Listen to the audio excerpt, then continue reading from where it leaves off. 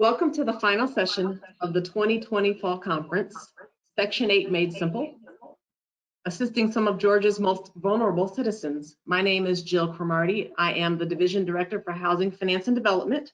I will be the moderator for today's final session. Before we begin, let's quickly cover a few housekeeping items.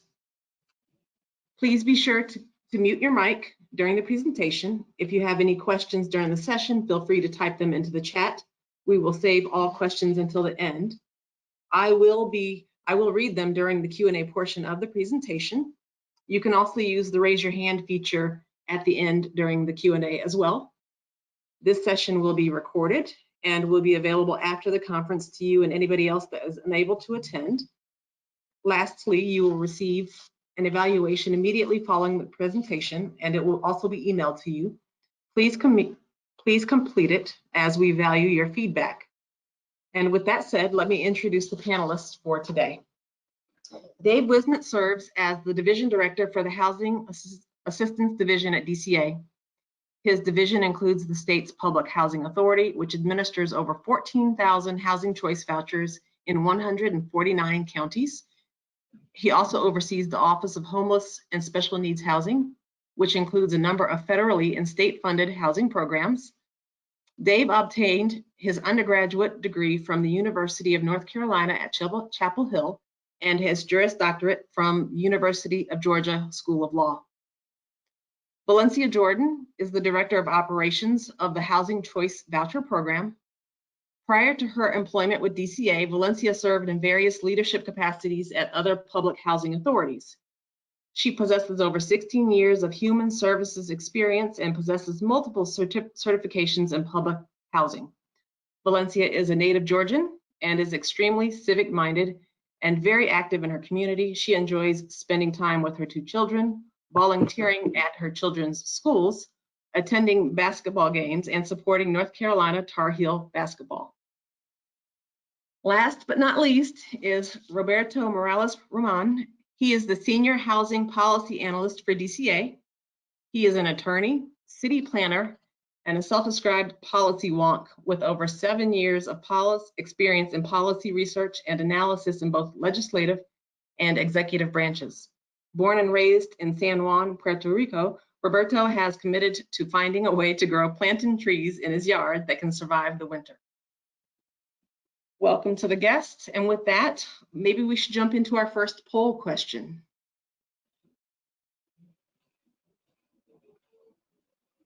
Do you think the HCV program positively or negatively impacts your community?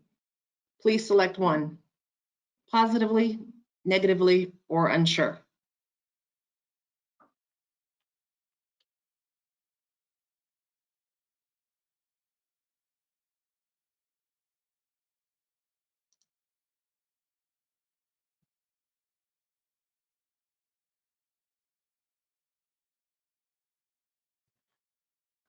So it looks like about half of you have participated. If you would like to vote, please do so now. The poll will close shortly.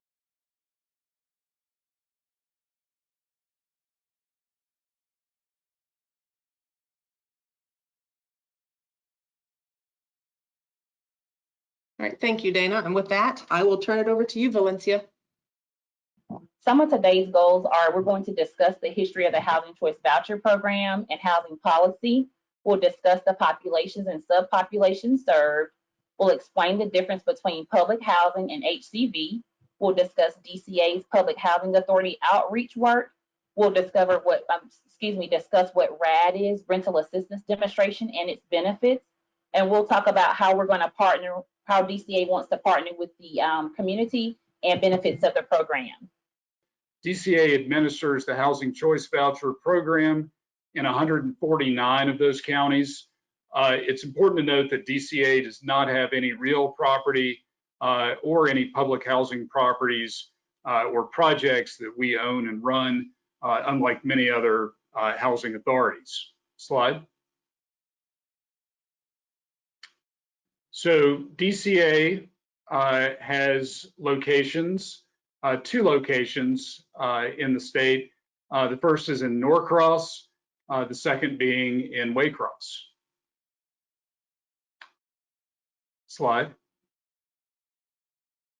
So what I'm going to do is quickly walk you through sort of key changes in housing policy and sort of how we got to where we are today.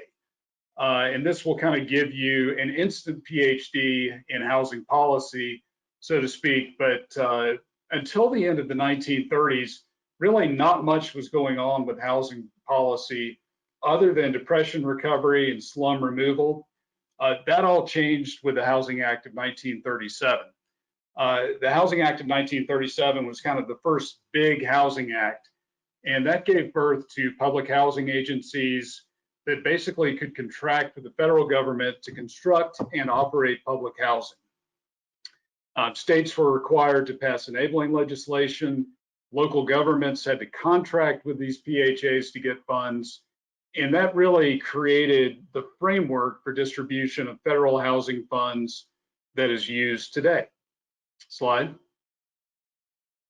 So if we skip forward 12 years, we have the Housing Act of 1949. And obviously in 1949, Arthur Miller's Death of a Salesman won the Pulitzer Prize. Harry Truman won the presidency. But this act basically articulated really for the first time that all people should have decent and safe housing. The Farmers Home Administration was created to provide federally insured mortgages for rural and farm communities. The Urban Renewal Program was created that provided slum clearing, extended federal mortgage programs, expanded traditional public housing programs, and it limited public housing to low-income families. One of the unintended consequences of limiting public housing to low-income families was the concentration of poverty.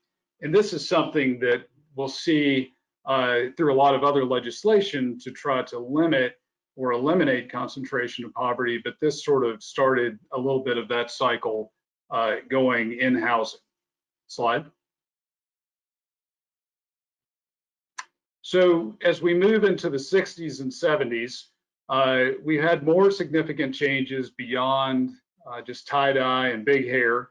The Housing Act of 1965 created the first federal program that allowed housing assistance to residents of privately owned housing. So this was kind of the forerunner really to Section 8 and the Housing Choice Voucher Program, and really represented a very large philosophical shift. Deconcentration of poverty was a sub-goal, which we just talked about how that had been created. And the Housing Act of 1969 was then passed to continue direct assistance to the most needy. And under the Housing Act of 1969, families could only spend up to 25% of their adjusted annual income for rent. And then operating subsidies were established as well to reimburse public housing authorities for losses that they had in running their programs. As we move into the 70s, Nixon froze housing, new public housing units, basically to evaluate the effectiveness of public housing. And housing research and policy shifted to favor assistance to residents in privately owned properties. And then finally, in 1974, incidentally, the same year the Post-it note was invented by Arthur Fry, the Section 8 program was created along with a formula for distribution of funds. And this act enabled federal money to be paid directly to owners of private units as subsidy assistance. And really, the government was signaling that it was, at least in part, getting out of directly running the housing business in terms of owning and maintaining public housing. Slide. So, one more. So as we move into the 90s, the 1990 Act, this is the Quality Housing and Work Responsibility Act. And this really was the biggest housing act since Truman's Act of 1949. This act gave us the modern Housing Choice Voucher Program. It eliminated the dual Section 8 voucher and certificate programs, eliminated a lot of duplicative regulations with inconsistent standards, and really streamlining was the operative word. It attempted to facilitate mixed income communities, deconcentrate poverty, created incentives for people to work, and made federal assistance more flexible and accountable in performance of the PHAs. And sort of the old model was that HUD would just give money to the PHAs and say, go forth and do great things. Here, really, for the first time, HUD really wanted to see actual performance and judge PHAs on how they perform with the money they were given. So, slide. And the reason for this is basically just because the government realized that it had a lot of money invested in public housing. Things were really not working out necessarily well for the residents. The government felt that oversight was poor, and that really the residents often paid the price for all of this.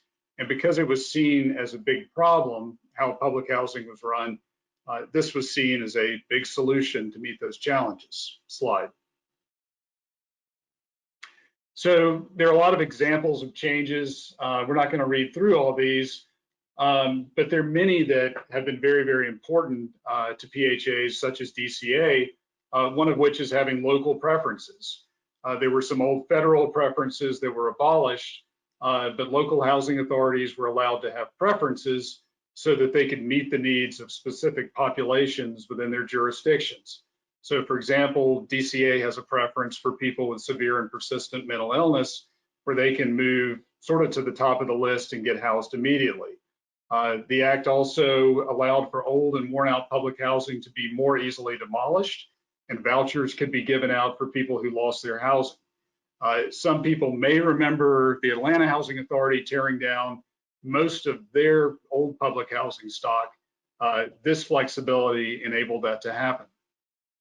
We also saw uniform and comprehensive housing quality standards that were incorporated. So all properties had to meet certain standards to ensure that safe and sanitary housing were had by everybody. Next slide. So this brings us to the Housing Choice Voucher Program. So as we discussed, the birth of the modern Housing Choice Voucher Program was one of the biggest things to come out of the '98 Act. This is the federal government's main engine to help very low-income families, the elderly, people with disabilities, get sanitary, safe, and decent housing in the private market. And essentially, as I'm sure many people are familiar with it, participants can select their own housing. They're not limited to local housing projects. Housing can be single-family townhomes, apartments. The tenant and the landlord sign a lease with each other. And basically the tenant pays the difference in the rent charged by the landlord and the subsidized amount. Units must meet minimal health and safety requirements, along with being reasonable in terms of the rental amounts. These vouchers are portable, meaning you can take it anywhere, to another county, to another state. And it's just an enormously flexible program that's been very successful. Slide.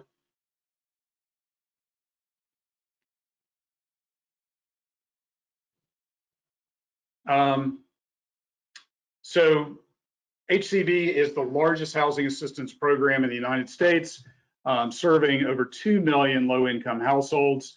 One interesting fact that a lot of people don't realize is the average time on the program is only 8.5 years. So we see many people increase their income to the point they no longer need the housing, and that really is the goal, is to give people a starting point so that they can eventually get themselves off of the program.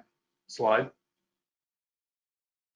One thing you'll notice in terms of the distribution of where units are, most of the units are still sort of in central city urban locations, less in the suburbs, and then very few comparatively in rural areas. That has a lot to do with availability, not necessarily demand, but it's interesting to note that most units are single family house or quads or less. So these are really not massive apartment complexes where most people live, but usually in smaller units. Slide.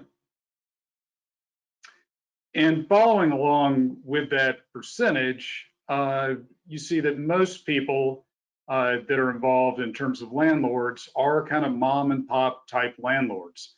And most people own 2.3, 2 to 3 units So we're working with a lot of small landlords, not necessarily huge corporate landlords.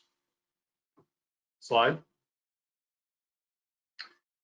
This is a great HUD fact sheet, and I'm not going to go into that since we lost a little bit of time.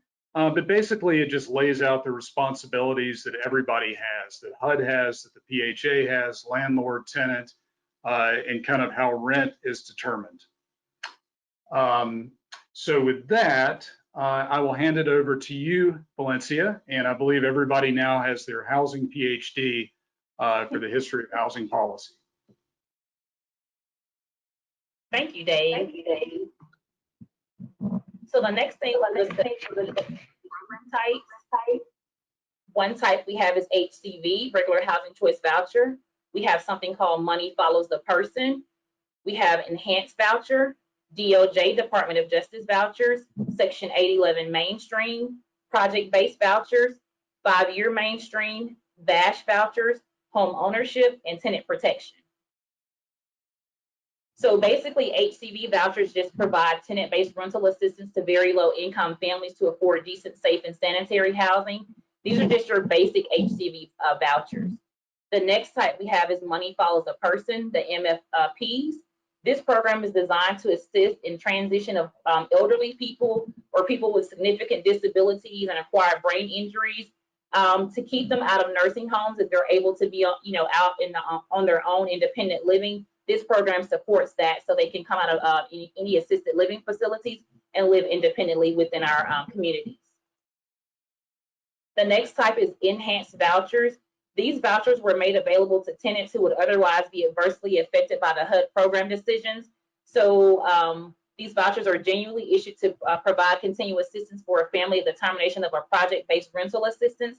So for example, if someone was in an apartment complex or something and it's closed down, to keep from displacing these families, they would be able to receive an enhanced voucher.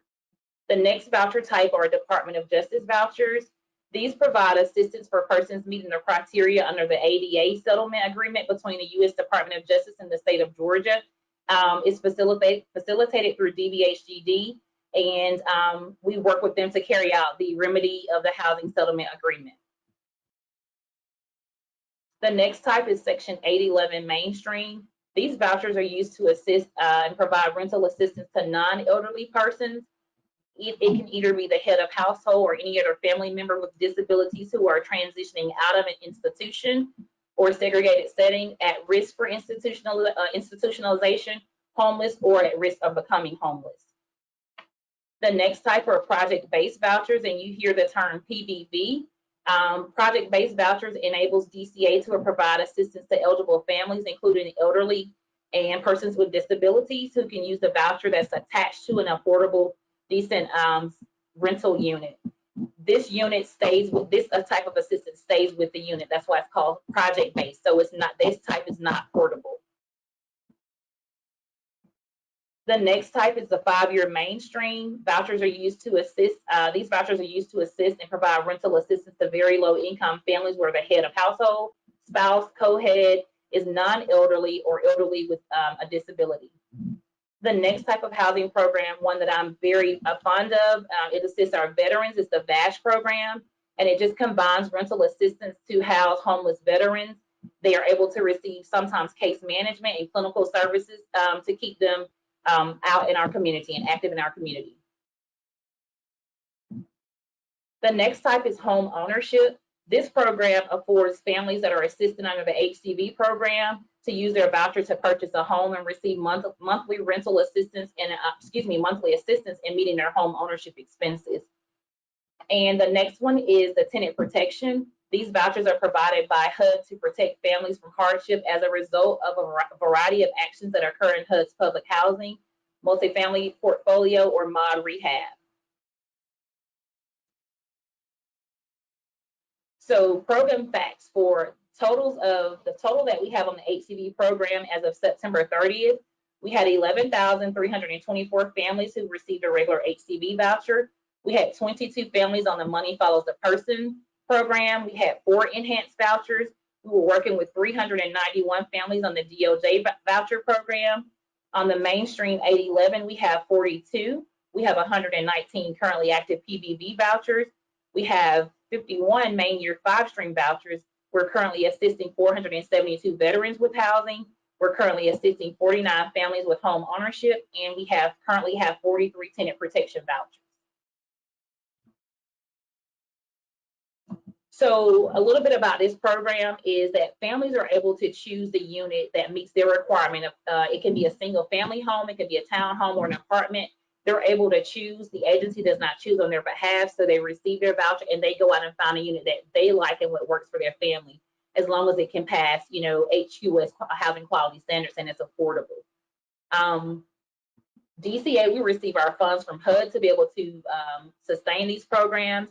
And currently, like I said, as of September 30th, we're currently serving 12,432 Georgia families. And we add more than $98 million to Georgia's economy on an annual basis. So sometimes people confuse HCV with public housing. This slide gives a breakdown of the difference between HCV and public housing. In the HCV program, they're privately owned units owned by landlords. The inspections are done by the housing authority's inspectors. Security deposits are required and it equals to 1 month's rent. Recertifications are done on an annual basis by the HCV PHA staff. The landlord has to enforce their own lease. We're not a party to their lease. Resident services programs are limited in the HCV program. They're kind of standalone and out on their own, renting in the communities. And the HCV staff works with the family and the landlord to address issues where needed. The difference in public housing is that the units are owned by the public housing authority. Inspections are done by the housing authority's property managers. Security deposits can limit it to $100. Research are done by property managers. Lease enforcement is done by the housing authority, and resident services programs are offered to those families that reside in public housing. The next slide just shows you the basics of the HCV program, kind of gives you the steps of it. So the first thing we do is determine eligibility. They apply to a wait list and we determine their eligibility.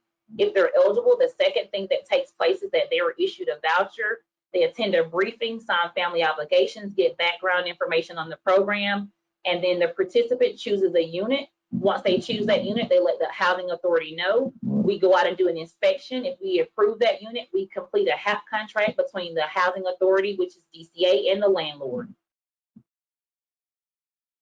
This next slide is just a basic overview of the housing choice voucher life cycle. If you see here at the top, we go through the eligibility, we pull them off the wait list, and we receive those referrals.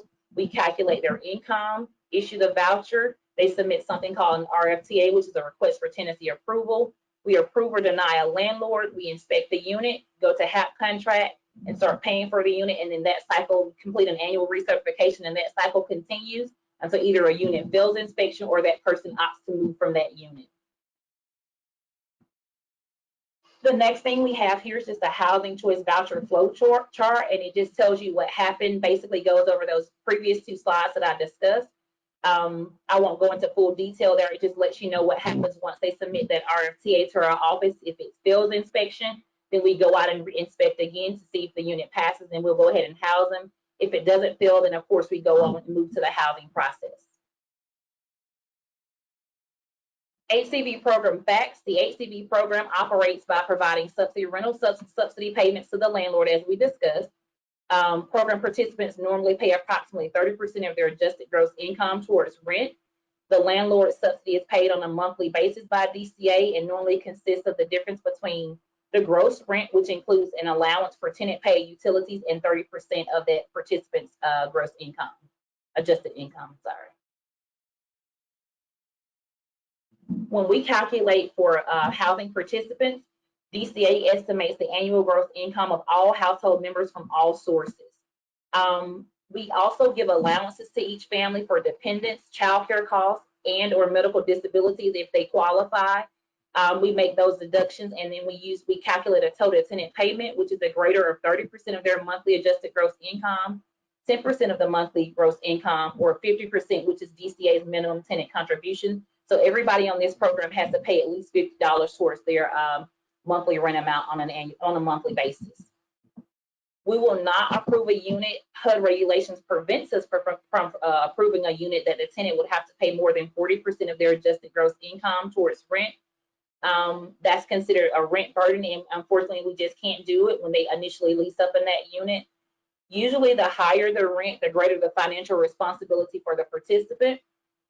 And DCA will pay a monthly half, like I said, that's equal to the lower, equal or the lower of the payment standard minus the total tenant payment, or the gross rent, which includes rent plus utilities minus the total tenant payment. I know before I started working in this program, I often wonder, who was on the program, did they work, those sorts of things. So here are some demographics for you guys. The household makeup, approximately 46% of our participants are on a fixed income.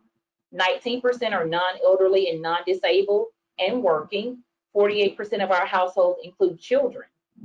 Average family finances, elderly fixed income, our families average $13,377 per year.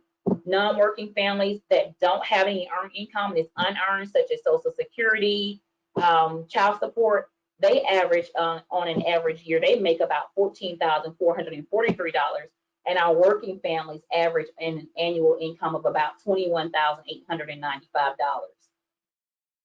So for each family, it looks like DCA, we're paying about $651 per month for each family on our program, and our families are averaging about $213 per family that they're paying on their own per month. We currently have about 7,400 active landlords, housing about 7,433 families. 2,335 of our participants are employed. Last year, 215 families ended their program participation. That's by way of termination or voluntary withdrawing from the program. 241 families, I'm glad to say, graduated from our program. That means that their income they were over income for the allotted time frame, and they just graduated and weaned off of the program and now self-sufficient. Last year, we processed 9,827 annual recertifications. So we recertified 9,827 families to continue to receive their assistance. We also processed 2,058 interim changes that family may have lost income, gained income, removed a household member. We processed 2,058 of those, and we admitted 857 new families to our program last year, including portability, which means people who are porting in from other housing authorities. I'm now going to turn it over to Mr. Roberto Morales. All right, good afternoon.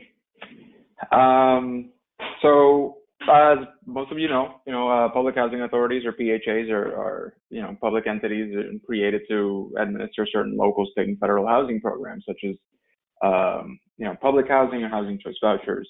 And in Georgia, we have a pretty big network of almost 190 local PHAs.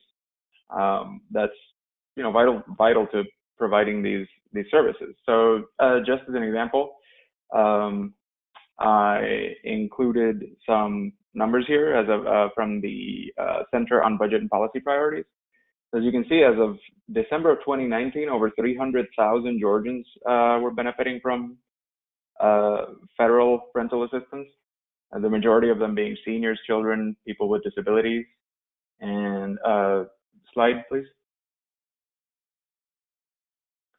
As you can see, right down here, almost $1 billion of rental assistance programs came into the Georgia economy as of 2018. So this is, certainly very important to us. Next slide, please.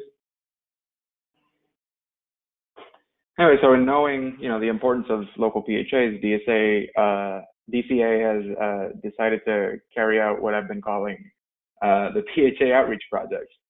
So the purpose of the project, you can see, is threefold: to gain familiarity with Georgia's giant PHA network, increase and improve our engagement with local PHAs, and to share tools and help increase PHA's access to DCA services and programs. And some steps we've taken with this project have been, to create a database of existing PHAs. That includes their contact information, as well as the jurisdictions that they cover, the services they provide. It's actually been pretty helpful. Reestablishing ties with the Georgia Association of Housing and Redevelopment Authorities, GARA. They truly are an amazing resource with impressive reach. And finally, we administered a survey to all Georgia PHAs, which the results of which I'll be discussing soon. Slide. Thank you. So the purpose of the survey was to gain a better understanding of the work that PHAs are currently carrying out, as well as learn about some of their needs and limitations, see what opportunities this information presents. The survey was administered with help from GARA, who arguably, at least from what I saw with their listserv, arguably have every single PHA as a member. Very impressive. And we collected responses from 90 of them. So out of 186 people or PHAs that we sent our survey to, 90 of them answered, so almost half, which is pretty good. Anyway, we analyzed the responses and were able to extract 5 major themes from them. Slide. Okay, so PHA survey results. This is the first theme. Surprise, surprise, there is an overwhelming consensus that more funding is needed. Over 73% of PHAs listed funding is something that they would benefit from. Those of us, working in affordable housing, it's no surprise, right? But considering the fiscal reality of most municipalities in this country, I wanted to dig a little more into PHA's funding and revenue sources, which could help inform the steps we take in the future to finance more housing resources. So as you can see in the breakdown here, for example, significant majority of PHAs depend on rent as a source of revenue, with bond issuances coming in second. And these are, we also divided it in non-federal and federal sources to get a pretty good idea of where the money's coming from. Slide. All right. And now, in terms of federal sources, we wanted to see how many PHAs were receiving funding other than the more common, operating subsidy, capital fund, housing assistance payments. And as you can see, over 74% stated that they did not receive federal funding other than those 3. We also want to ask about NOFA applications, which could be helpful in covering some funding gaps. And, despite respondents' overwhelming response in terms of a necessity for funding, we found that 69% of the surveyed PHAs, had not applied for NOFAs in the past 5 years.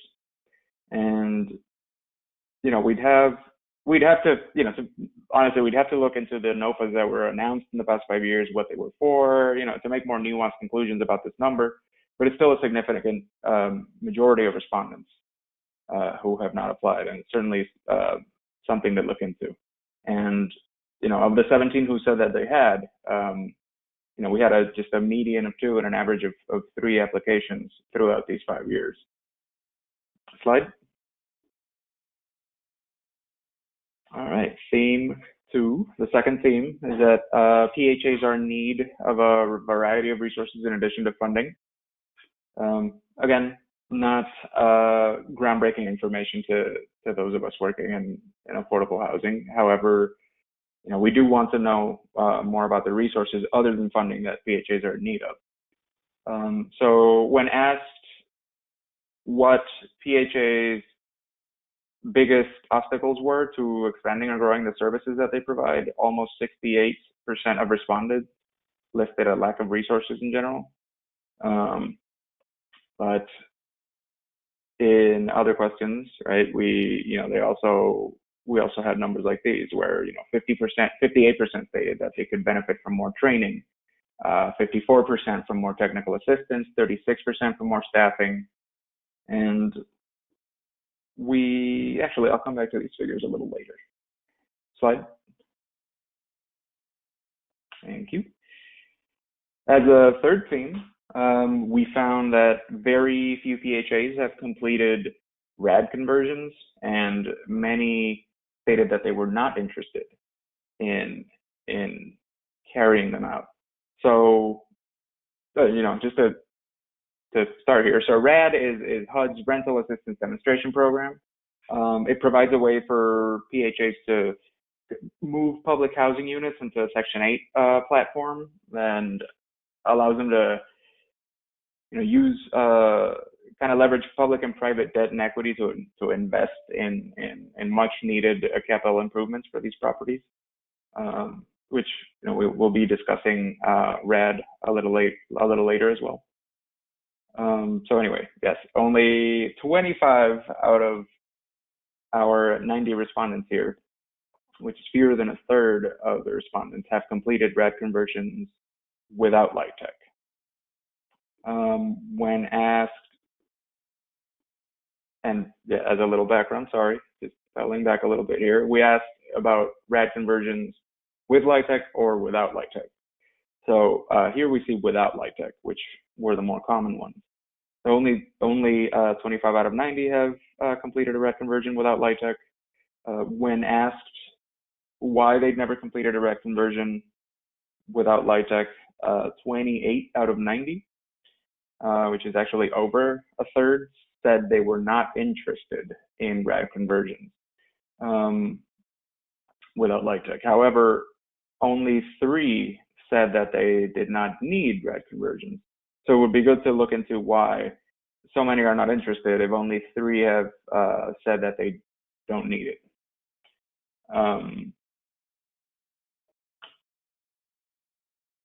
Some interesting answers there had to do with control of the properties and whatnot. We didn't get enough of those, written in answers to give a better idea of what's behind that disinterest. But there were a few tidbits. We definitely need a little more research into that. 25 of the PHAs mentioned either a lack of funding to initiate the process or the need for technical assistance. But fortunately, only 6 mentioned needing both. And moving on to slide, please. RAD conversions with LIHTC. So only 8 out of 9 respondents have completed a RAD conversion with LIHTC, leaving 82 respondents who have not. When asked why they had never completed a RAD conversion with LIHTC, 31 out of those 82 said that they were not interested, but only 5 stated that they had no need to update their properties. So something to keep in mind is that many jurisdictions don't have the demand to make a LIHTC deal pencil out. And many PHAs also don't really have the resources to carry out LIHTC deals in the first place. So this is definitely something to look into a little more, but that we were not able to do yet with this survey. And speaking of, my numbers here, 33 PHAs mentioned either a lack of funding to initiate the process or the need for technical assistance, but only 7 said that they were in need of both. Okay, slide.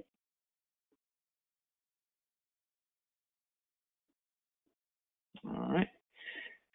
So when asked what programs they would like to provide or expand, PHAs. Actually, let me clear that up a little bit. So yes, so we asked.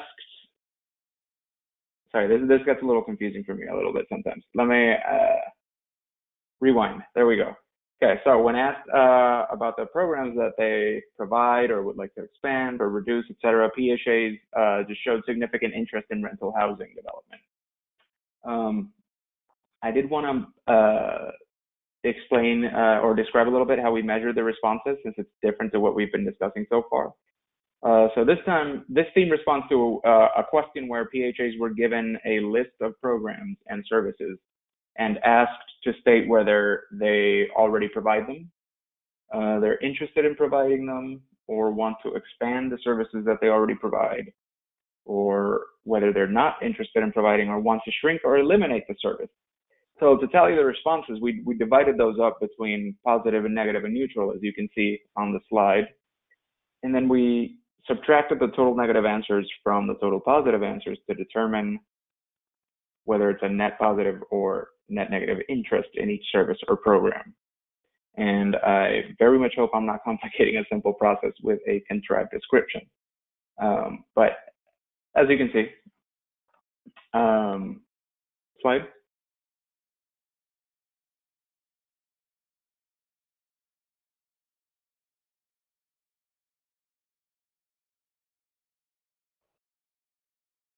It hasn't, there we go. Thank you. Interest in rental housing development, stood out with the highest net positive score, followed by home ownership counseling. And with the lowest net negative, so the least interest or PHA saying that they wanted to reduce or remove the service or program, were mortgage reinstatement, owner-occupied rehab, and down payment assistance. And finally, slide. Thank you. So while the results are a fruitful start, a more granular approach may help to identify the needs of the PHAs more clearly. So the polarized nature of PHA's responses to the survey in terms of the programs, services, and resources that arouse interest among them, suggests that we would need to further segment PHAs to identify need more precisely. So, further research should identify each responding PHA so that patterns can be identified and exogenous factors such as geography, demographics, or other localized circumstances may be noted. To be clear, so in this survey, PHAs were not identified, so we don't know who is answering the questions or where they are in terms of their jurisdiction. So segmentation could be applied by geographical region. It could also be based on population density, urban-rural divide, demographics, income levels, among other factors, to kind of further understand these answers that we're getting from the PHAs.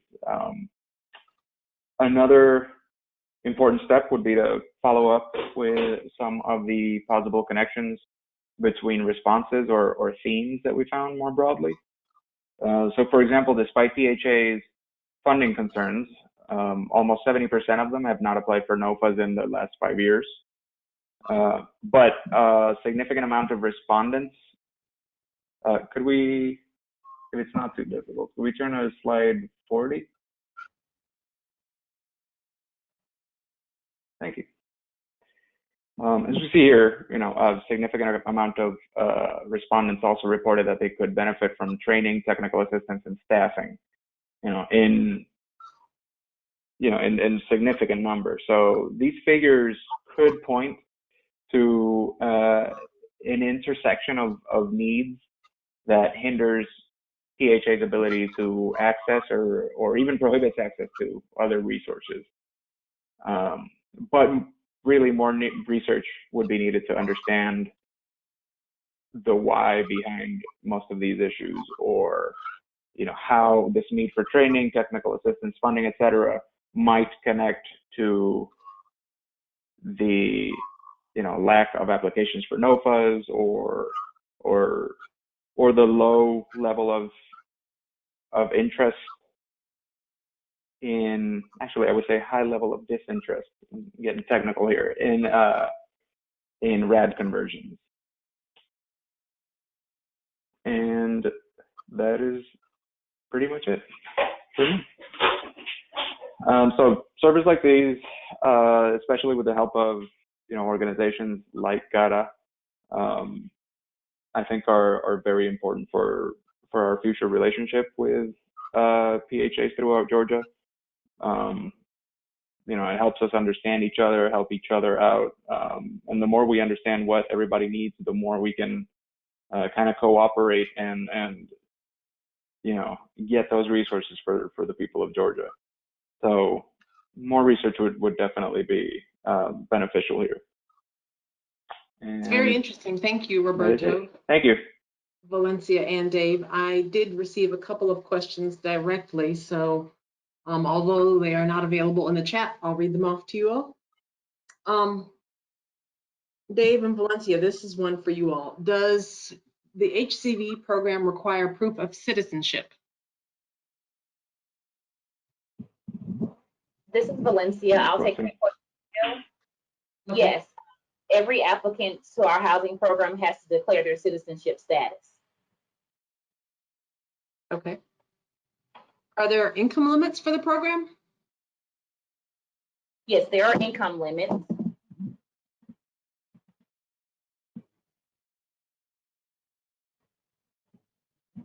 Okay. Let's see. Oh, this is a very popular one. Is your wait list open right now for new applicants? Our wait list is currently closed. However, we are receiving referrals for many of those programs that I mentioned earlier. And so we are currently housing people. However, our wait list is just closed for new applicants currently. Okay. It's good to know. So I guess this probably leads, what's the biggest challenge that you all are facing or that you anticipate other PHAs might be facing during this time? I'm sorry, could you repeat the question, Jill? Yes, what's the biggest challenge for you right now, or the challenge that you would anticipate other PHAs might be experiencing during this time? Dave, do you want to take that one? Sure. Let me get unmuted. I think one of the biggest challenges is finding units right now, which always is a little bit of an issue, as well as the fact that a lot of people have lost their jobs and employment. And so the housing authority is having to spend a lot more money on rent, which means that we can put fewer vouchers out on the street. But I think it's still very, very difficult for people to find units and locate units and be able to even see units when they have a voucher in hand and are searching. And I know, Valencia, you wanted to discuss the RAD a little bit as well. So I'm going to turn it back over your way for that. Okay, thank you, Dave. So Roberto has been discussing RAD previously, and basically RAD is the rental assistance demonstration. It was created to give public housing authorities a powerful tool to preserve their public housing properties. RAD allows public housing units to convert their PHA operating subsidy and capital funding to a long-term project-based rental assistance contract. The goals are to stabilize funding, to create access to private capital, and to streamline some of HUD's programs and to enhance housing options for current residents of PHAs. 5 things you should know about RAD conversions are RAD allows public housing authorities to leverage public and private debt and equity in order to reinvest in the public housing stock. Units move to a Section 8 platform with a long-term contract that can be renewed in perpetuity. Use of this agreement is also recorded under RAD, further enforcing HUD's long-term interest. And this ensures that the units remain permanently affordable to those low-income housing households. Number 3 is residents benefit from a right to return, or prohibition against rescreening and robust notification and relocation rights. Residents continue to pay 30% of their income towards their rent. They maintain the same basic rights they had when they were in the Public Housing Authority program, and they gain a new option to request a tenant-based rental assistance if they decide to subsequently move from that housing project to another property. Number 4 is RAD also maintains ongoing public stewardship of the converted property through clear rules requiring ongoing ownership or control by the public or a nonprofit entity.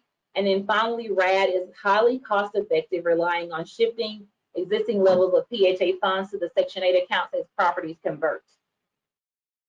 So you can see the benefits here illustrated. Before RAD, properties were not funded at 100% in public housing. PHAs could not borrow money. The funding failed to keep up with the deteriorating properties, and residents could not choose to move without losing their assistance. Post-RAD, properties are now placed in a more stable Section 8 funding platform. PHAs and owners can more easily borrow money and perform rehabilitative work on those properties. The living conditions for the residents have drastically improved, and residents can ultimately receive, if they decide, they can ultimately ask and receive a tenant-based voucher so they can be a part of the regular Section 8 housing program and move to a unit of their choice. After a year in the PBB program and 2 years in the project-based rental assistance program. This is just another overview of the tenant's rights. I won't read that to you. That's just a good HUD illustration, just letting you know that once these properties, PHAs do decide to convert to a RAD conversion, that tenants are protected and they do have rights. So the next thing we wanted to go into was DCA wanted to, moving away from RAD, we want to partnership with municipalities. DCA vouchers could be a partial solution to the workforce housing. Workforce housing is generally understood to mean affordable housing for families with earned income that is insufficient to secure their own housing. So HCV vouchers make it affordable for many to live in better areas and where they work. We would love to work with local governments. Local governments could help us by promoting our program to landlords, working with DCA to host local landlord events and make connections with landlords. You could let us know if you think there are any preferences that you need or may be helpful for your communities. You could offer information on the program when wait lists are open to better house your residents of your citizens of your county or your municipality. We would love for you guys to talk to DCA about need for vouchers in your areas or your regions. Currently, our wait list is ran by a county basis, and we can pass that information along on jobs to tenants searching for housing. We would love for you to participate in working to bring affordable development to your community as part of your long-term planning process. And we want you to consider policies that will enable more lower income families to be able to utilize vouchers in your municipalities. For example, some communities have passed ordinances that federal rental assistance is a protected source of income. And so it's unlawful for landlords to refuse to rent to our voucher holders. So that has proven to be very helpful in certain municipalities. Helping families have a safe and stable housing yields benefits as far as beyond housing itself. Low/moderate income properties will be maintained to a uniform housing standard because we're always coming into the community at least on an annual basis inspecting these units and requiring landlords to keep their properties up and maintained. Tenants have rules they have to abide by to be able to maintain eligibility on this program, so they're more apt to do the right thing in the neighborhood. Businesses will be able to better hire and retain lower wage employees because they will have housing in their community where they work. Could possibly bring in new business. You need to house your workers. Residents are better connected to public services such as childcare and other benefits that will make safe and stable families. Children and recipient families stay in school longer and show higher academic achievement. There's reduced crime, substance abuse that has been observed in HCV recipients, especially in children. Participants choose the neighborhoods they want to live in so they can get closer to places that offer better educational, economic, and social opportunities for their families. And stable housing also promotes better health outcomes. Lower income tenants paying full rent can easily slip into homelessness, and HCV makes all of that affordable, and in essence, it better and improves your communities. So in closing, we're going to do a some closeout polling questions.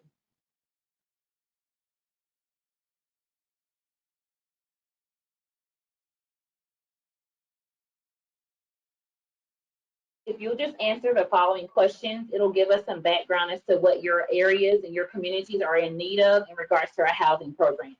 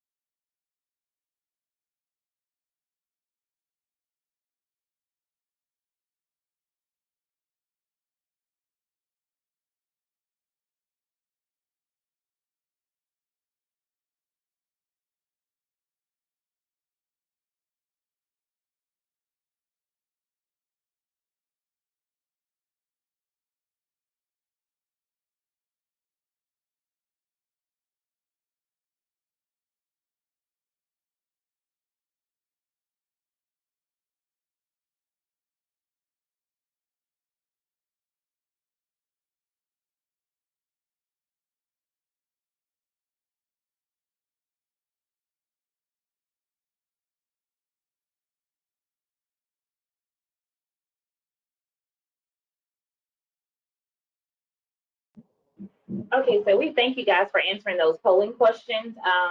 We've reached the end. We did get off to we had technical difficulties initially, but we appreciate you joining us today. If you guys have any thoughts, comments, or questions, feel free to type them in the chat section. We have run over the time right now, but feel free to type them in there. I'm also going to go to the next slide that provides our contact information for Dave, myself, and for Roberto. If you want to reach out to us, if you have additional questions, feel free to always reach out to us, and we'll be glad to answer any questions you have. And we look forward to partnering with you guys in the community. Thank you all. See you again next year. Thank you so much, everybody. Thank you so much.